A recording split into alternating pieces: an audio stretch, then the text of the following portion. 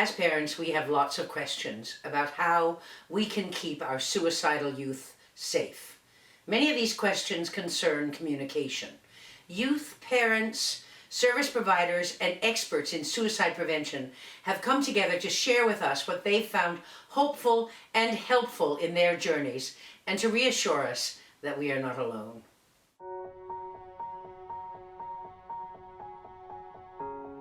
Communication is super important, really important. Maybe tough in the beginning, trying to figure out what to say, how to say it. We become very poor communicators when all hell is breaking loose. So to learn some simple tools for communication in high stakes situations is really valuable. And there's many out there. Courses offered through community centers or through some family units and addiction centers that do provide exactly these skills and teach them to parents. And I think it better enables us to communicate with our youth in crisis. I think once you feel a little more comfortable with your mental health issues, and once you understand them a little more, you're more able to explain them to someone, to other people, and to really understand what you need so you can get that, especially in times of crisis. You really want to put that out there so you can get the proper help. Sometimes people will talk about those feelings expressing themselves physiologically. You know, I'm exhausted, or I've got a really bad headache, or I've got all these things going on in my head and I can't make sense and it has to stop. And can we be with the individual and say, okay, from what I'm looking at, those tears, are they of fear? Are they of sadness? And help and encourage a language that better articulates the experience they're undergoing at the time. Because the more clear you can be in how you're feeling, the more you can start to identify what your needs are. I need comfort. I need somebody to tell me they love me. I need somebody to tell me I'm a worthwhile human being. I need nurturing. You know, those kinds of things that we're not always very good at. It can be very awkward communicating. However, it helps to know that when we're open to being vulnerable, we come into a place where we find that we're able to be vulnerable with others, and others are able to be vulnerable with us. And there's nothing wrong in showing vulnerability. It gets easier to communicate. Especially like between me and my dad, took us a couple years to get it right. Learning the proper tones of speaking, learning what to say and when to say it. But once you got that routine down, it really worked. It really helped me. Yeah. When things are calm is a good time to talk about how can we talk when things are not great? How can we talk when we're kind of tumbling down the hill? How can we talk in crisis? And if you can establish some guidelines when you're calm and agree to them together and document them, then that can help take us through the difficult times as well.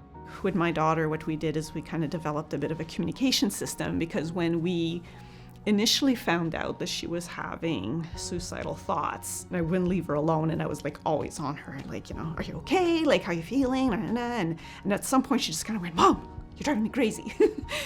I'm not gonna do it. You know, don't worry, like go to the store, go talk to a friend, do something, right?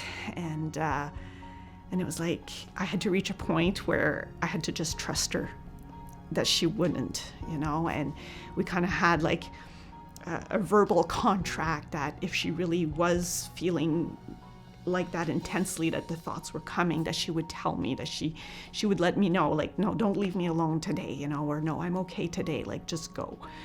So that was really helpful.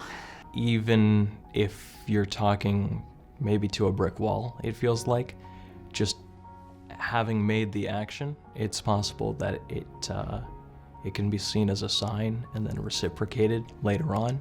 Again, even when your kid's not talking, just because they're not talking doesn't mean they're not communicating necessarily. You can communicate via spending time together. Sometimes it's just the little things, and that's still communication, that's still being there. Maybe they'll go to somebody else. Maybe they, have things they don't want to talk to their parents about, which is completely normal. So just respect that they know you love them, they know you're there, and they'll come to you if they think that you will help them. And then if they do come, listen to them. And it's really hard as a parent not to try and jump in and say, well, do this or do this. Why didn't you do this?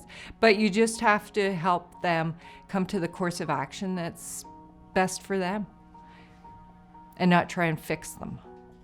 For me, I think one of the most helpful things was being able to have moments that weren't just being able to have conversations that weren't just about mental health or how I was doing or was I in crisis or did I need help, but being able to also check in about who I was as a human being and what my interests were, or just to be able to create space to just coexist, because it helped me establish that rapport and that relationship so that when I was in crisis and when I actually did need to or want to or felt able to reach out, it was a lot easier to do so because I already had established that feeling of trust and safety.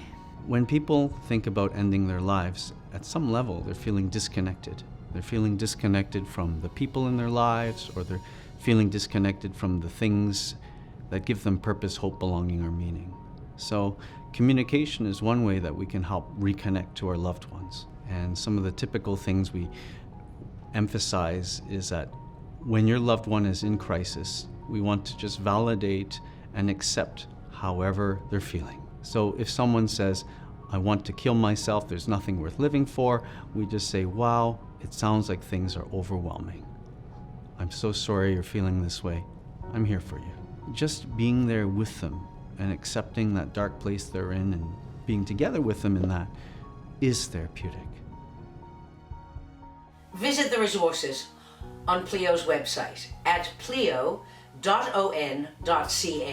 for more information on this important topic. And please reach out, because you know that together we can do so much to help our families move forward.